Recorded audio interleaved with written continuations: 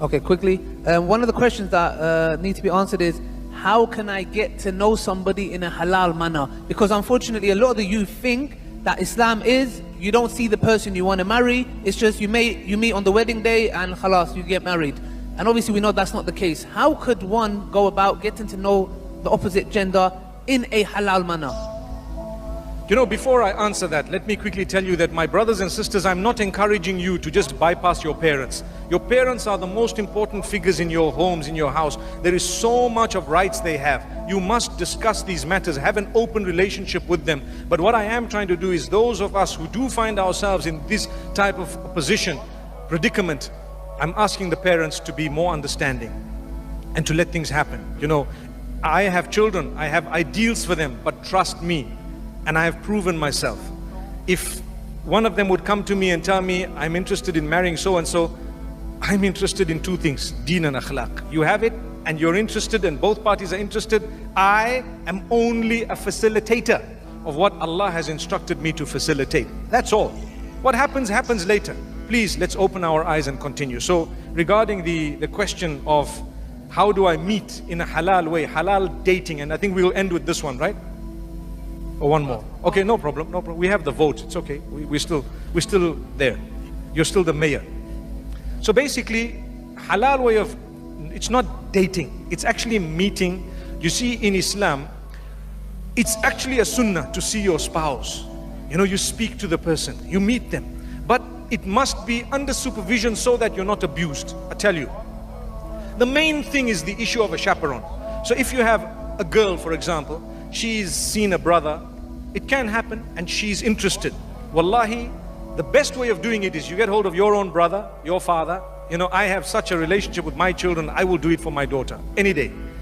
And if she's interested in someone, I'll go meet him and so on, and tell him, hey, listen, you know, my daughter's showing an interest, for example, in you, and let's just get to know each other. You know, what do you think? And I can gauge, and don't involve your chaperone after you were already aborted once.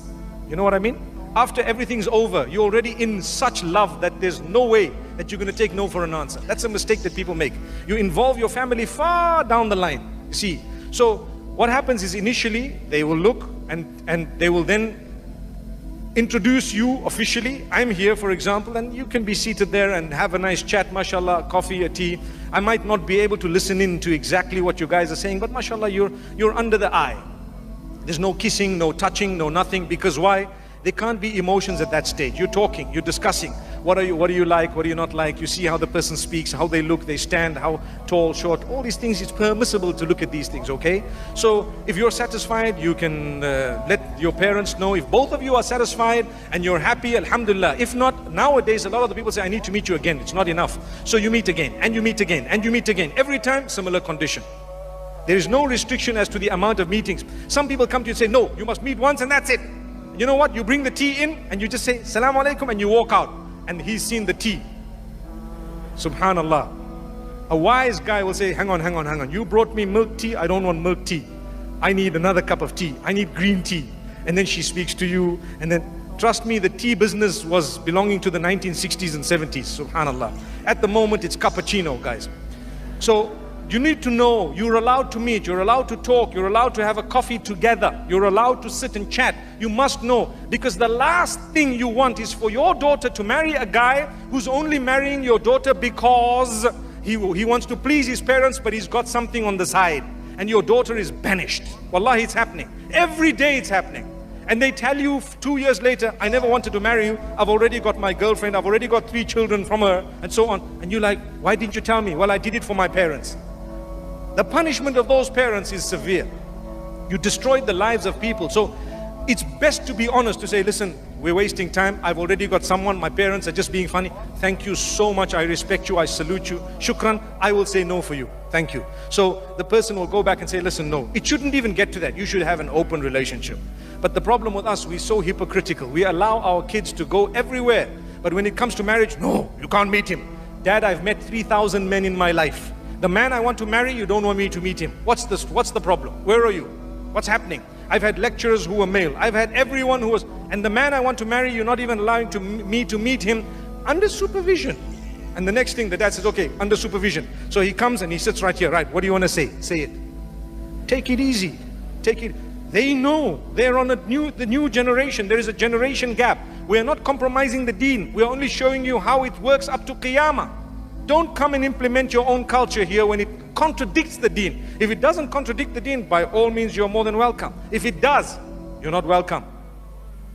May Allah forgive us. So you meet once, you meet twice, you meet 3 times, and then if you're not happy, respectfully, shukran, thank you so much, and so on. Another thing, when you have a chat, hey, can I have your number? Yeah, you can. You know what's the proper way? I would like to suggest, I've seen young girls and boys as well sometimes being bitten by statements of emotional value. I love you, I miss you, send me a picture please, send me one without your hijab, send me one this way, that way.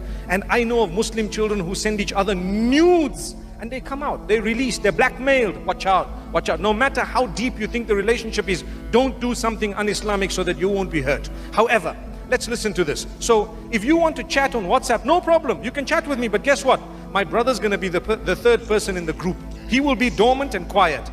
The guy says, but don't be so fool. Just be realistic, come on. How? You know what? If you're really interested in marrying me, you will agree. What do you have to hide? You're going to be living, these are your in-laws, man. Come onto the chat, it's the 3 of us, let's talk. Then see, he won't be able to say, oh wow, I haven't yet seen your legs, man. You know, because why? Brother is there. It's only done for your protection. Your heart is one of the most valuable organs. You know, the heart and the mind are the most powerful organs of the body. Do not allow anyone to control those 2, because they can hurt you very badly. It's Allah.